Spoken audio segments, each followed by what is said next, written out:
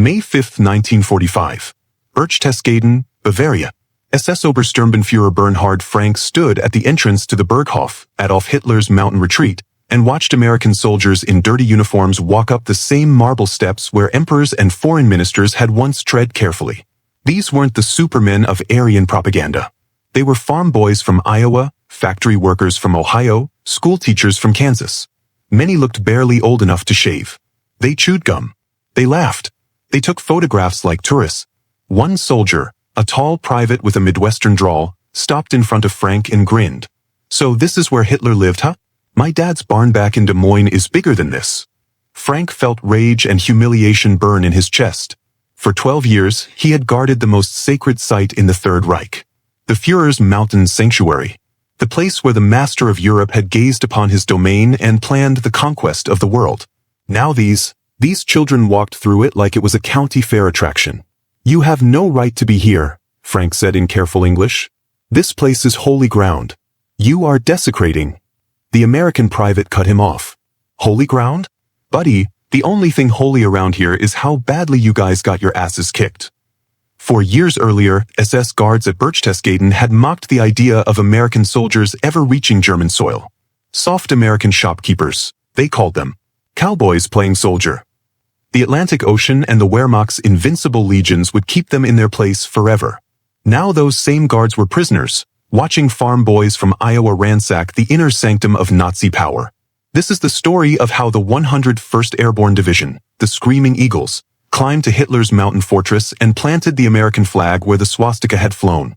How paratroopers from small-town America conquered the symbolic heart of Nazi Germany. How the sons of democracy captured the throne room of fascism.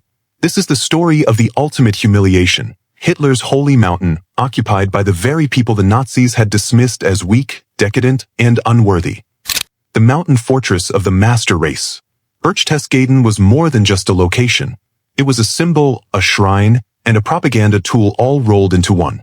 Nestled in the Bavarian Alps near the Austrian border, the area became Hitler's retreat in the 1920s. After seizing power in 1933, he transformed it into the second seat of Nazi government.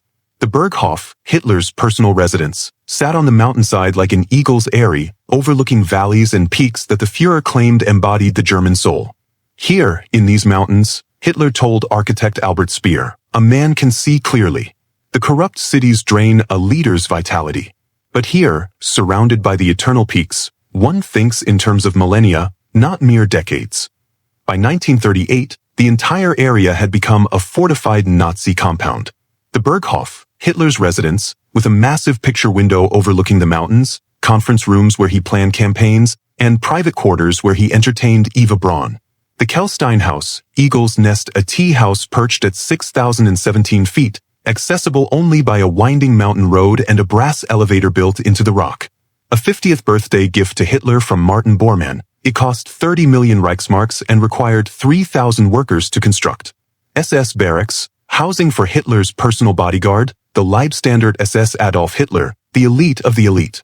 Underground bunker complex, miles of tunnels carved into the mountain, designed to protect Nazi leadership from aerial bombardment. Guest houses, for top Nazis, Göring had his own villa, as did Bormann, Speer, and other Reich leaders. Foreign dignitaries who visited described it as overwhelming.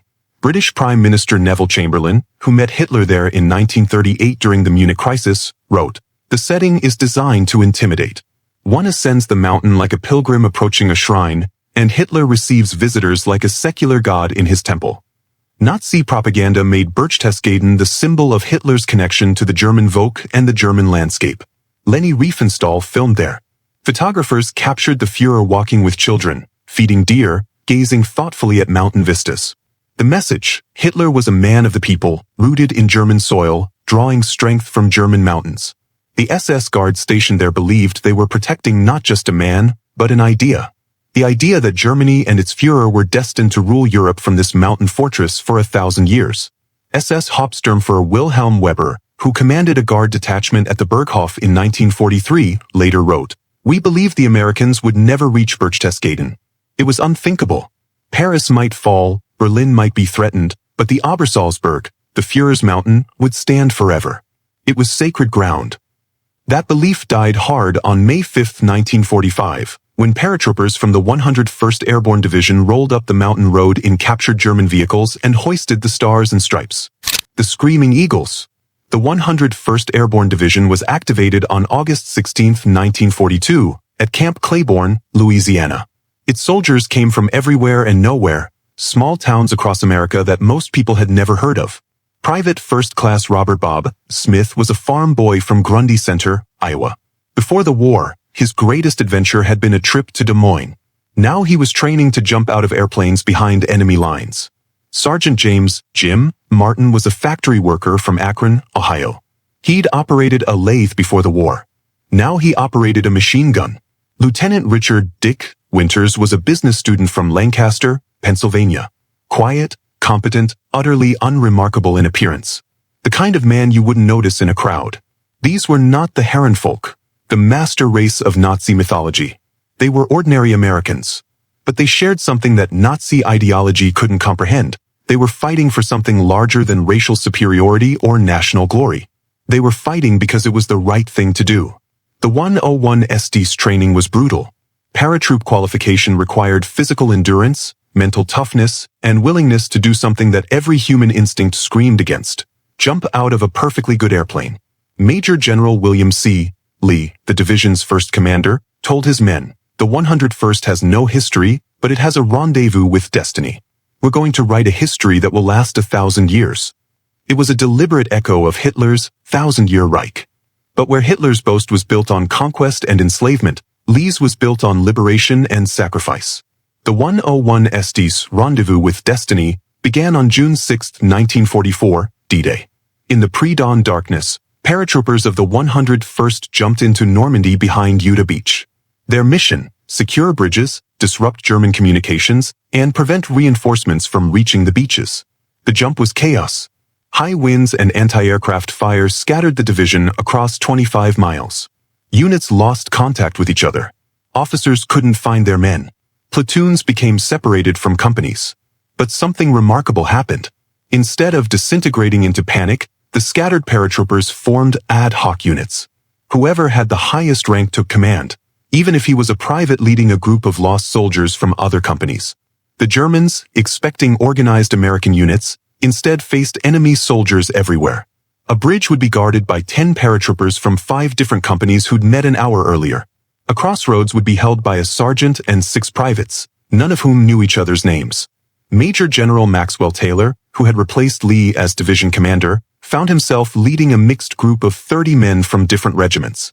"What unit are you?" a confused German prisoner asked him. "I'm not sure anymore," Taylor replied. "But we're Americans and we're winning." By the end of D-Day, the 101st had achieved its objectives despite the chaos. They'd proven that American soldiers, even scattered and disorganized, could adapt, improvise, and succeed. The Germans, who had mocked American fighting ability, began to reassess. From Normandy to Bastogne, the 101st Airborne's reputation was forged in blood across Europe. Corentin, June 1944, the division cleared this vital crossroads town in vicious house-to-house fighting. German paratroopers, the Fallschirmjäger, put up fierce resistance. But the Americans fought with determination that surprised their enemies. Oberst Friedrich von der Heydt, commander of the 6th Fallschirmjäger Regiment, later wrote, "We expected the Americans to be brave but clumsy. They were neither. They fought with intelligence and aggression. They adapted to our tactics faster than we could change them. These were not the soft shopkeepers we'd been told about." Operation Market Garden, September 1944, the 101st jumped into Holland as part of Montgomery's ambitious plan to seize bridges and end the war by Christmas.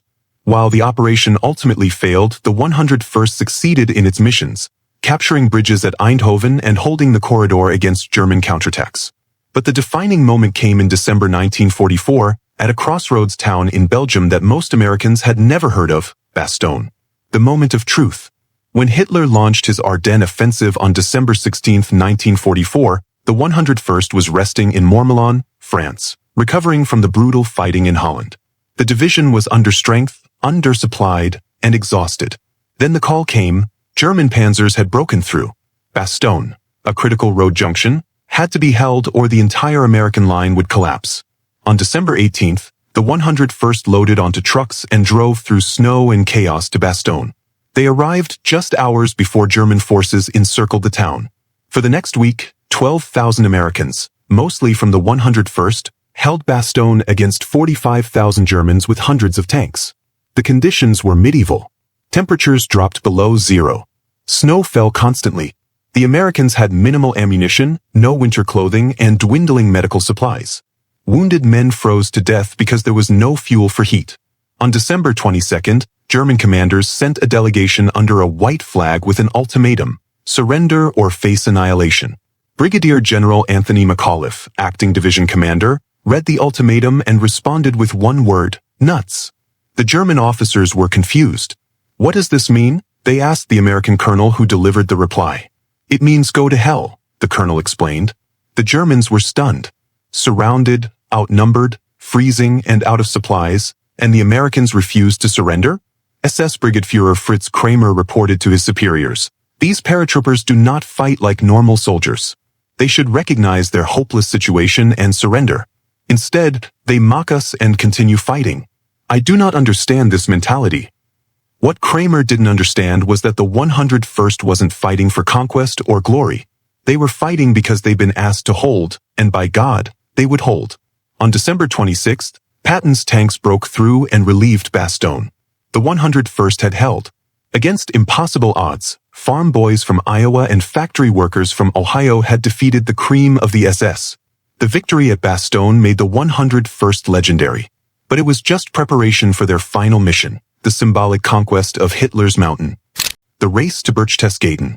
By late April 1945, the Third Reich was dying. Soviet forces were battling through Berlin.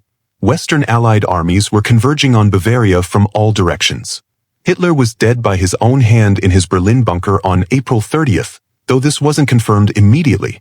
Berchtesgaden, Hitler's mountain sanctuary, became a prize that every Allied unit wanted to capture. The French 2nd Armored Division was approaching from the west.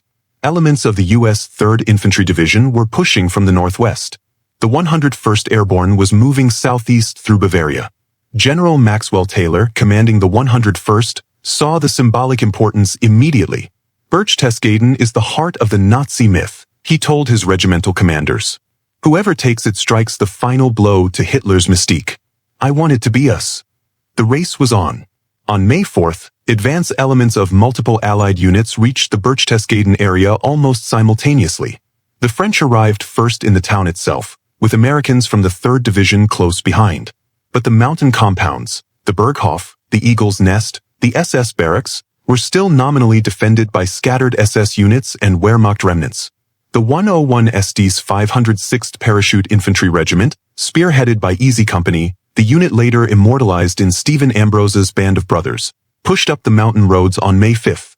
What they found shocked them. The desecration of the shrine. Staff Sergeant Floyd Talbert of Easy Company, 506th PIR, described the scene. "We expected a fortress. What we found was a ghost town. Most of the SS had fled. The Berghof had been bombed by the RAF a few days earlier and was partially destroyed. But you could still see what it had been: marble, expensive art, luxurious furniture. Hitler's picture window overlooking the mountains. The paratroopers walked through rooms where Hitler had planned invasions.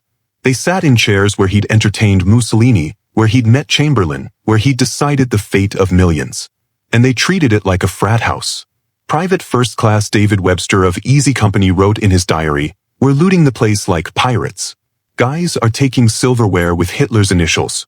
Paintings off the walls. One guy found Göring's liquor cabinet and we've been drinking his champagne. This is where the master race planned to rule the world for 1,000 years. Now it's our playground." The symbolism wasn't lost on anyone. These weren't aristocratic British officers or sophisticated French intellectuals occupying the Nazi sanctum. They were Americans, ordinary guys from places like Tonawanda, New York, and Ashland, Ohio. Lieutenant Dick Winters, commanding Easy Company, assembled his men in what had been Hitler's conference room. "Gentlemen," he said, "this is where Hitler sat and planned to conquer the world. He failed.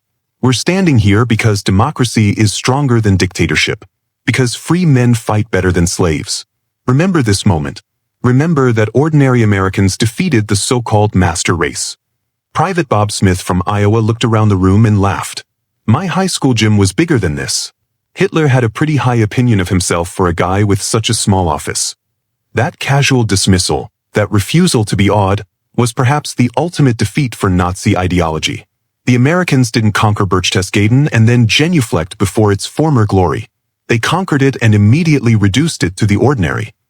The Eagle's Nest. The Kehlsteinhaus, the Eagle's Nest, sat 2,000 feet above the Berghof at the summit of the Kehlstein mountain.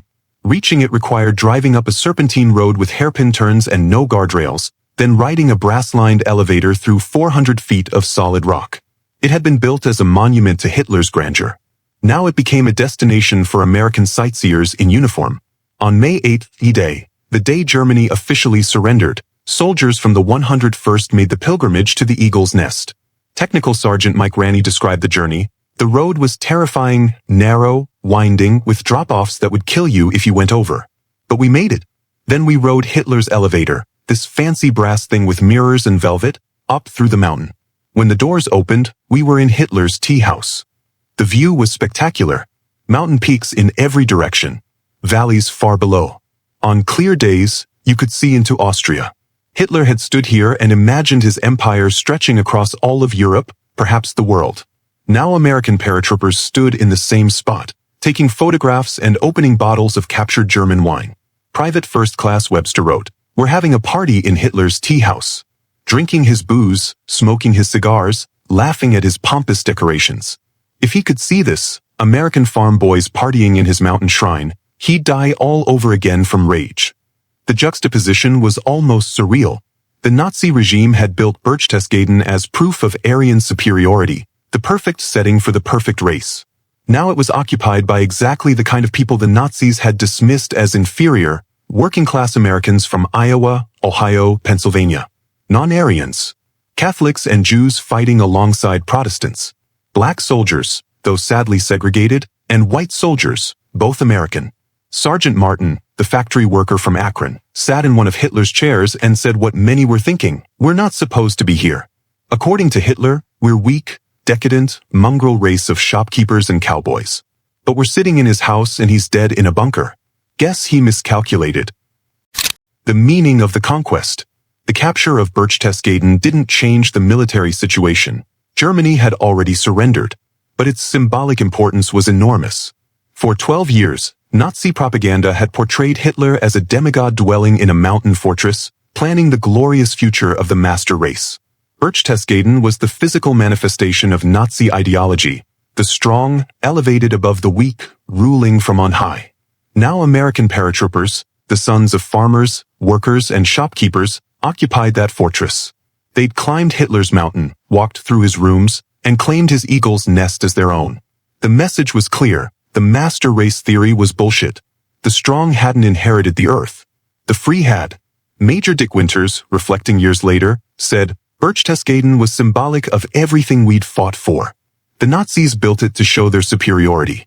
We took it to show that ordinary Americans, not supermen, not a master race, just regular guys doing their jobs, could defeat any tyranny." The international press recognized the symbolism immediately. Life magazine ran a photo spread of 101st paratroopers at the Eagle's Nest under the headline, "Democracy Conquers the Nazi Olympus." The New York Times editorialized that Hitler's mountain retreat should be occupied by American soldiers, many from small Midwestern towns Hitler never heard of, is poetic justice. The tyrant who claimed biological superiority has been defeated by men who claimed only the superiority of free institutions over slave states. The Nazis had mocked American democracy as weak. They'd predicted that a mongrel nation of immigrants could never match the racial purity and discipline of the Reich. They'd assured their followers that German soldiers, the descendants of Teutonic warriors, would easily defeat American shopkeepers and farmers. But in the end, the shopkeepers and farmers stood victorious on Hitler's mountain while the master race lay in ruins. The personal stories. The individual stories of the men who captured Berchtesgaden illustrate why the moment mattered. Private Bob Smith from Iowa. Before the war, he'd never left his home county. His world was cornfields, county fairs, and Friday night dances. He'd jumped into Normandy on D-Day, fought through Holland, frozen at Bastogne. Now he sat in Hitler's chair, drinking Hitler's champagne, writing a letter home to his parents describing the surreal scene. "The guy who wanted to rule the world," he wrote, Lived in a house smaller than Mr. Henderson's place outside town. All that murder and evil for what? A nice view. Sergeant Jim Martin from Ohio. A factory worker who'd never finished high school. His job in peacetime was making tires. In war, he'd become a leader, responsible for other men's lives. At Berchtesgaden, he found Hitler's personal stationery and wrote his wife a letter on it. "I'm writing you from Hitler's desk," he began. "Never thought a guy like me from Akron would end up here. But here I am. We won, honey. We actually won." Lieutenant Dick Winters from Pennsylvania, the quiet officer who never sought glory but earned respect through competence and courage.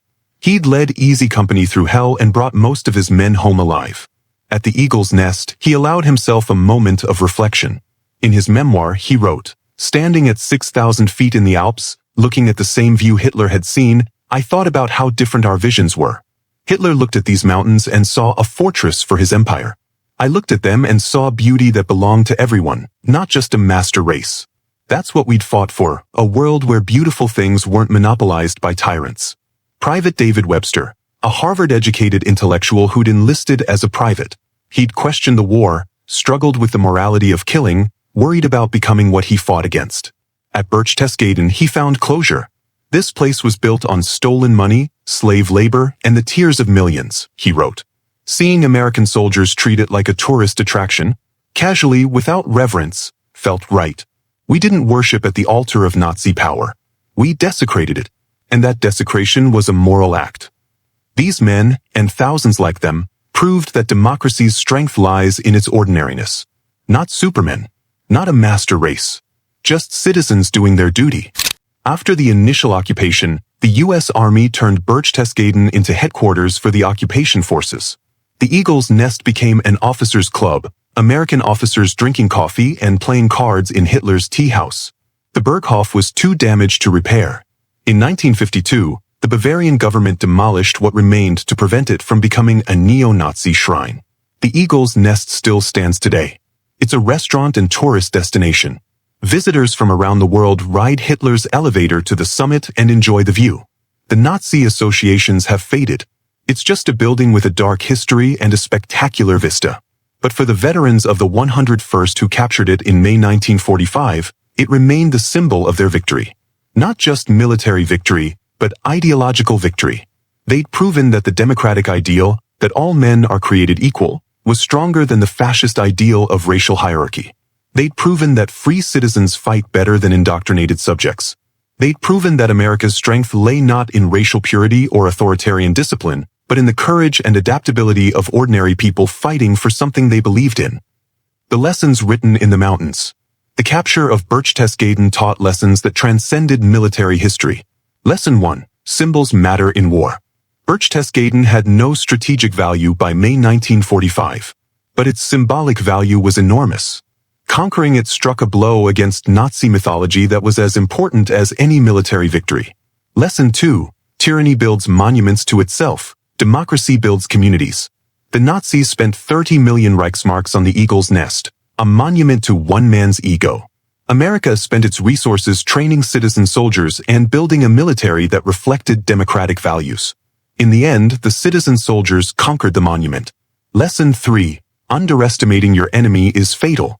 The Nazis dismissed Americans as weak and inferior. That contempt blinded them to American strengths, industrial capacity, adaptability, and the fighting spirit of free men. Lesson 4. Ordinary people are capable of extraordinary things when fighting for just causes. The men of the 101st were farmers, workers, students, nothing special by Nazi standards. But they defeated the master race through courage, determination, and belief in their cause. Lesson 5. The arc of history bends toward justice. Hitler's 1,000-year Reich lasted 12 years. The American democratic experiment that the Nazis mocked as decadent and weak is still going strong. Conclusion. The Farm Boys' final victory. On May 8, 1945, as Germany officially surrendered, soldiers of the 101st Airborne gathered at the Eagle's Nest for an impromptu celebration. They raised the American flag, the same flag that had flown over Bastogne during the siege, the same flag that had been carried through Normandy, Holland, and into the heart of Germany. As it climbed the flagpole, replacing the swastika that had flown there for years, the men who'd raised it weren't thinking about grand historical meanings. They were thinking about going home. about seeing their families, about getting back to farms in Iowa, factories in Ohio, college in Pennsylvania. They were ordinary men who'd done an extraordinary thing, and in their ordinariness lay their greatest strength. The Nazis had built Berchtesgaden as proof that great men shaped history, that superior races deserved to rule, that strength and will conquered all.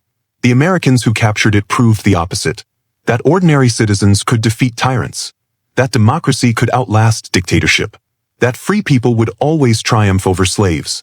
The farm boys from Iowa, standing at 6,000 feet in the Bavarian Alps, drinking champagne in Hitler's tea house, laughing at the pretensions of the master race, they were the final refutation of everything Nazism stood for. Hitler had promised a 1,000-year Reich. He'd built his mountain fortress as its eternal symbol. It lasted 12 years. And in the end, it was conquered by exactly the people Hitler had dismissed as unworthy, American farm boys in rumpled uniforms who'd rather be home planting corn than conquering empires. That conquest of Hitler's mountain by democracy's children was perhaps the most fitting end to the Nazi nightmare. The mockery had ended. The farm boys stood victorious on the mountain. The master race was in ruins, and the American flag flew over the eagle's nest. Democracy had climbed to the tyrant's throne and found it empty. And ordinary had defeated superior. And that was enough.